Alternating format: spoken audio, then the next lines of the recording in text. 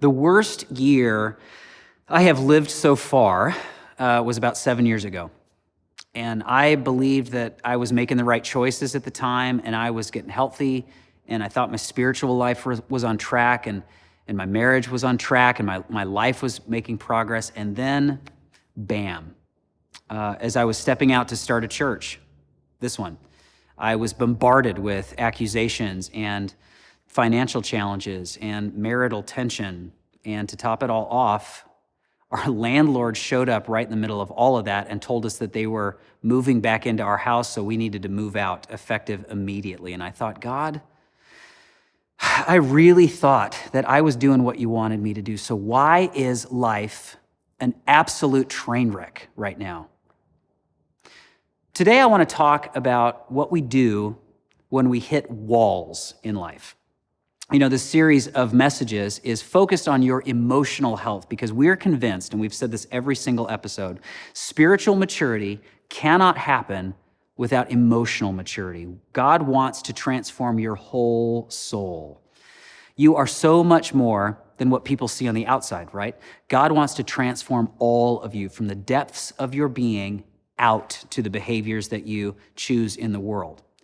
See, when we start out with just our behavior and trying to manage our behavior, we never quite get to the root of why we're judging other people's journey, or we're getting so impatient, or we lash out when we feel out of control, or we're constantly comparing ourselves to other people. And we could tell ourselves all we want to stop it, but God wants to get to the root of why we instinctively are choosing these things. And one of the most uncomfortable truths about how this happens is the fact that God will bring you, and frankly, you might be at it right now, to a kind of wall before you can really address it. Now, some people will call it a dark night of the soul, or they'll call it rock bottom. For most of us, the wall in life appears through some sort of a crisis that turns our world upside down, right? Maybe it's a divorce, or it's a job loss, a diagnosis, maybe a disorienting church experience, an inability to get pregnant, or maybe it's just COVID. Came out of nowhere, and life as it was going is done or stalled. And it's in those times, those walls, when we ask, is there a God? Like, am I really just on my own here? Even really faithful people who've been following Jesus for years, they get to a moment in their lives when they don't know where God is or what God's doing or when any of this is going to be over, if ever. Now, I don't know if this is good news, but the Bible seems to give us incredible permission to say what these moments feel like, and I cannot tell you how important this is. Psalm 22 is one that I could quote from memory. In the depths of despair, at a wall, the songwriter writes, my God, why have you abandoned me? Why are you so far away when I groan for help? Every day I call to you, my God, but you do not answer. Every night I lift my voice, but I find no relief. You know, actually, here's some excerpts from my own journal during my last wall that went about 7 years ago. I'm trying to hold it all together. Every morning I wake up feeling anxious and afraid. I'm weak, I'm immature, I'm not qualified. I can't push past it. I can only want it. This breaks my heart. God, I need your Spirit to tell me what to do. I blew up at my daughters today. Another one, I'm plagued with feelings of failure. I often weep. And then one journal entry, the only thing I wrote that day was, it's too much. Have you ever prayed a prayer like that? Like, I'm restless, or I don't have peace, or God, you're not listening. I don't know what to do. I don't know where to go. I don't know who to talk to. I hate this. It's dark. It's boring. It's confusing. Maybe you're not sure there is a God, and it's moments like this in life that reinforce the idea that you are really all on your own in the universe. Or you would think that if there is a God, it would sure be really nice if he, she, it, or they would give you a sign. Well, guess what? I think God brought you to that wall. So don't ignore it. Don't deny it. Don't put on a brave face and church clothes. Let's get real about this. I really, really love this one ancient example of God bringing someone to a wall, to a dark night of the soul, to a rock bottom. And it's an example that most people think makes God look like a monster. But I want to see why it's actually the opposite, and why this wall that God brought a man to was so helpful.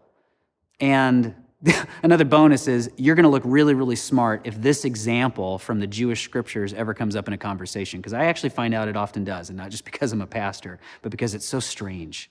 And it's actually contained in the very first book of the Jewish scriptures, the book of Genesis, chapter 22. And in Genesis chapter 22, verse 1, it says, God tested Abraham's faith. In other words, God brought Abraham to a wall. Goes on. Abraham, God called. Yes, he replied, here I am. Take your son, your only son, yes, Isaac, whom you love so much, and go to the land of Moriah. Go and sacrifice him as a burnt offering on one of the mountains, which I will show you. The next morning, Abraham got up early, he saddled his donkey, and he took 2 of his servants with him, along with his son Isaac. Then he chopped wood for a fire for a burnt offering and set out for the place God had told him about. On the 3rd day of that journey, Abraham looked up and saw the place in the distance. Stay here with the donkey, Abraham told his servants. The boy and I will travel a little farther. We will worship there, and then we will come back. No one knew what Abraham was about to do. So Abraham placed the wood for the burnt offering on Isaac's shoulders, while he himself carried the fire and the knife. And as the 2 of them walked on together, Isaac, his son, turned to Abraham and he said, Father? Yes, my son, Abraham replied. We have the fire and the wood, the boy said, but where is the sheep for the burnt offering? Ironically, Abraham says, God will provide a sheep for the burnt offering, my son. Abraham answered, and they both walked on together. It's ironic here because God has provided the sheep. The sheep right now is carrying the wood.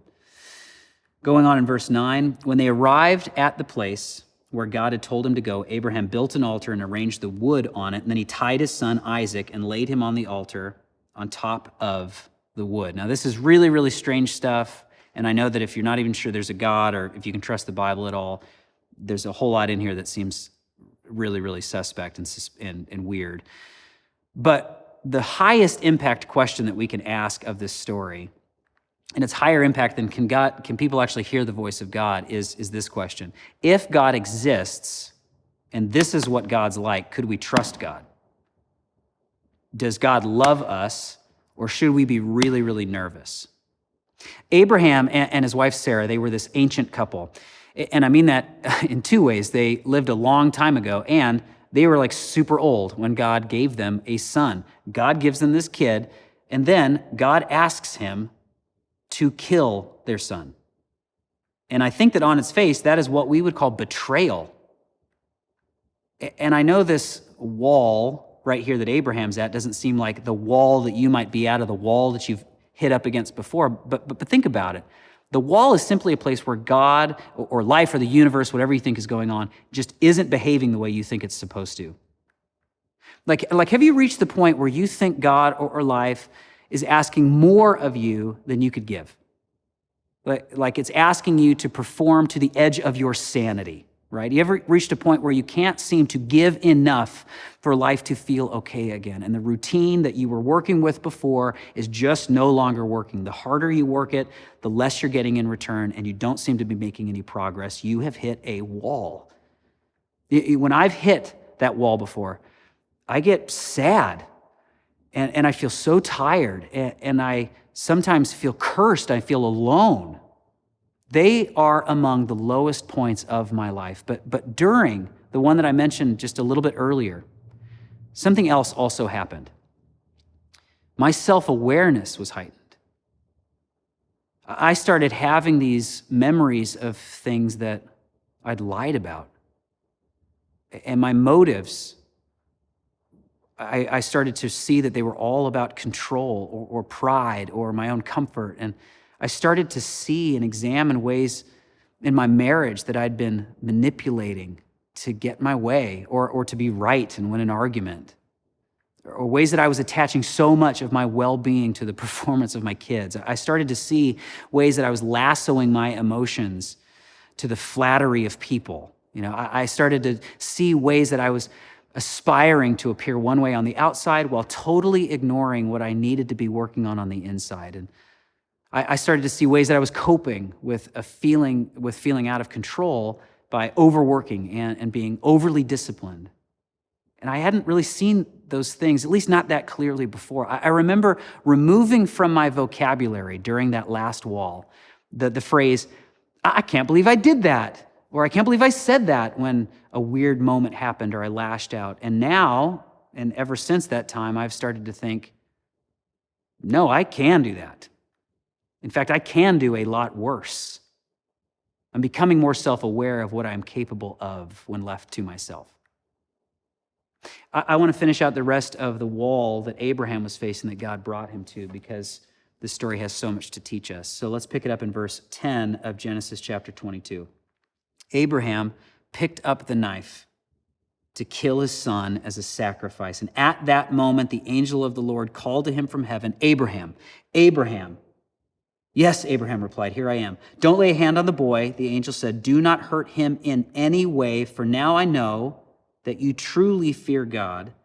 You've not withheld from me even your son, your only son. Then Abraham looked up, and he saw a ram caught by its horns in a thicket. So he took the ram and sacrificed it as a burnt offering in place of his son.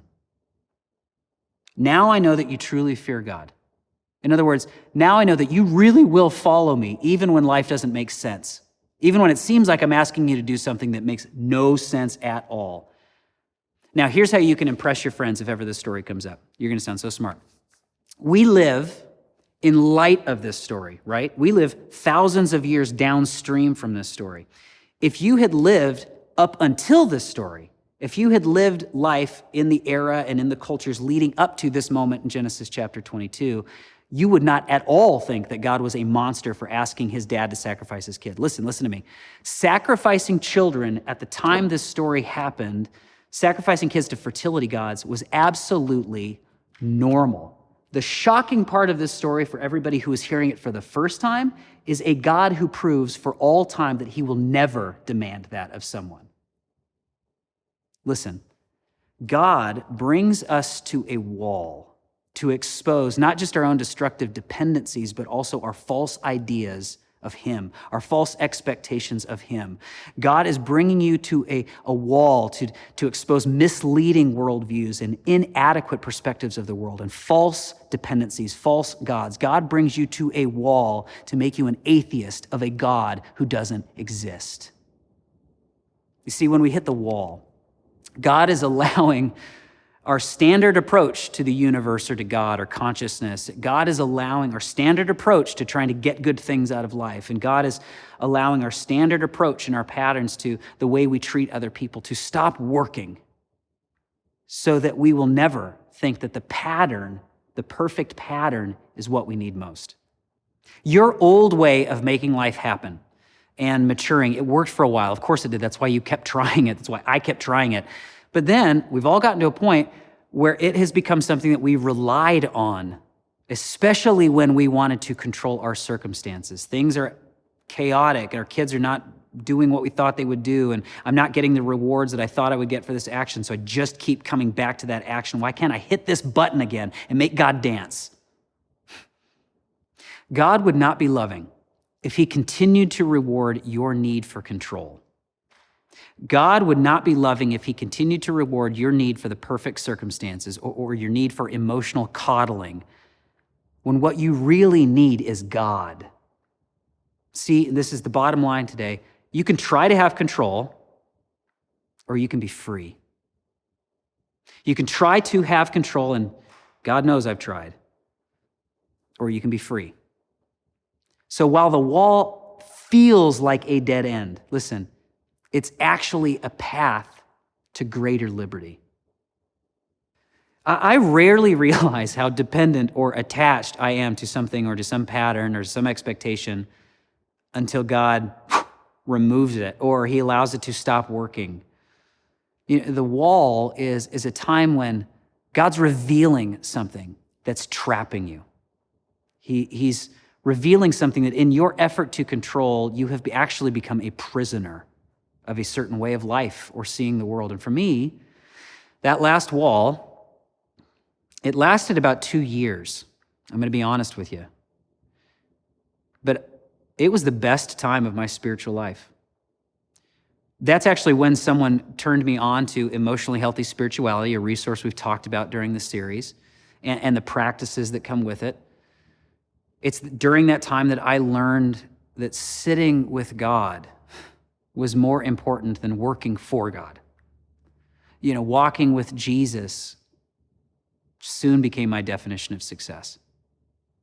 Knowing Jesus today is so much better to me, so much sweeter for me than any dollar amount, than any size of a platform, than any compliment that you could give me.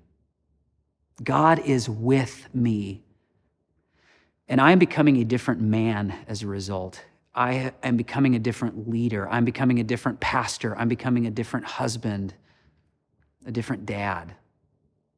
So maybe the reason God doesn't just blast right through a wall in an instant, maybe the reason it took me 2 years to kind of work my way through and past that wall is because he wants you to examine every single brick in that wall, so that you and I will recognize those bricks in the future when we're about to pick them up again and start building a new wall.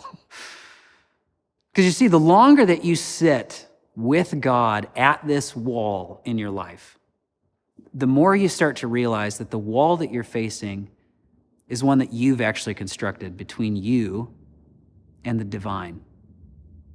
It was me who thought God only rewarded good behavior. It was me who thought that God would take away everything good in my life if I trusted him a little bit more.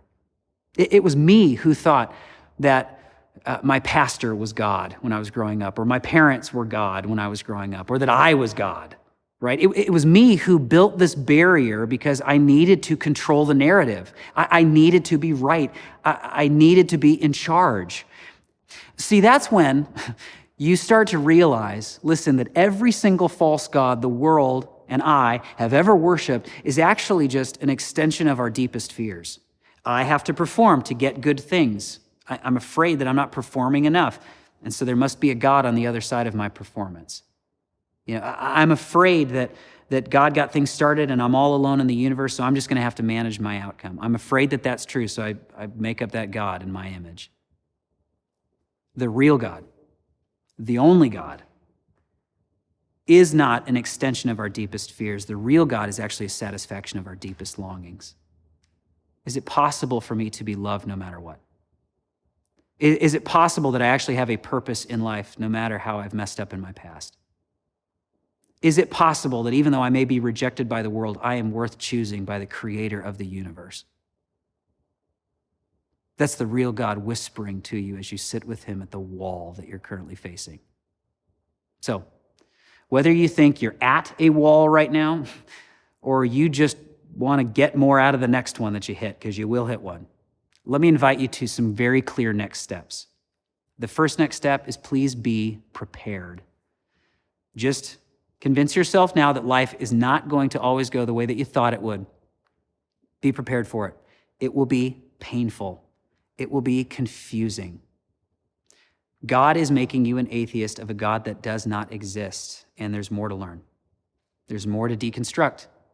Maybe the God that you're currently functionally believing in is a God who gives good things to good little boys and girls, or maybe it's just how much that you've been relying on yourself as if you essentially were the best God you're going to get. The second thing that I would encourage you to do is to be quiet. Not just when you hit a wall, but in your day-to-day life now. Be quiet. Like I said before, one of the gifts of the wall was a radically increased self-awareness. And now part of my daily practice is solitude and silence. These are times of seeing so much more than I would see during my activity. Get alone. And a good start is to interrogate yourself. That's okay, it's a good start. But I actually want to invite you to go even further and ask a God who loves you and knows you better than you know yourself. Help me know in this time of silence right now, God, help me know, why am I feeling like this? Or what's really causing my stress? Why am I trying to control this person or this circumstance? Why? What is it that I really want? Am I really making choices in light of forever, or am I just making choices in light of my moment because I'm scared? I would also encourage you, if you're going to practice that, to journal it. It's so helpful. Journal that and get your thoughts and your feelings out on paper. It actually helps you understand them better. You know, as I close, there's this spot right here in the story of his testing that's really curious. He renamed that spot where he took Isaac to be sacrificed. It's in Genesis 22, verse 14. Abraham named the place Yahweh Yireh, which actually means literally, the Lord will provide. And to this day, the day of this writing, people still use that name as a proverb. On the mountain of the Lord, it will be provided. Here's what's curious about that. That spot where Abraham took Isaac to be sacrificed is not called Yahweh Yireh anymore. We call it Jerusalem. Yeah, like on the very hills where it was said, God will provide it. Centuries later, Jesus would cry out, my God, why have you abandoned me? As if to say, listen, I am there at the wall with you. Then Jesus would go on to be crucified, claiming to be the Lamb of God, loving us enough to take away the sins and fears and hopelessness of the world. So maybe you're at what you thought was a dead end right now, when really it's God bringing you into freedom for the first time. Right now, if you'd be willing to say, Jesus, take my life, just take over. I don't need control anymore. Save me from life without you and lead me to the life I can't have without you. And if you're making that decision today, we want to help you move forward because we all need each other. So simply text the word choice to 94000. We are here. More importantly, God is here with you and for you. Thank you for joining us this week. If you're new, we want to meet you and support you. Go to radius.church, click the I'm New button so we can have someone reach out to you and get you your free Starbucks card. Next week is our special Mother's Day service that's being taken over by our kids and youth. Anything could happen, so don't miss it, and make sure to invite your friends and family who have kids to watch with you. Be sure to like, comment, and subscribe. It really helps us reach more people, and no matter where you're at, Radius is here for you. See you next week.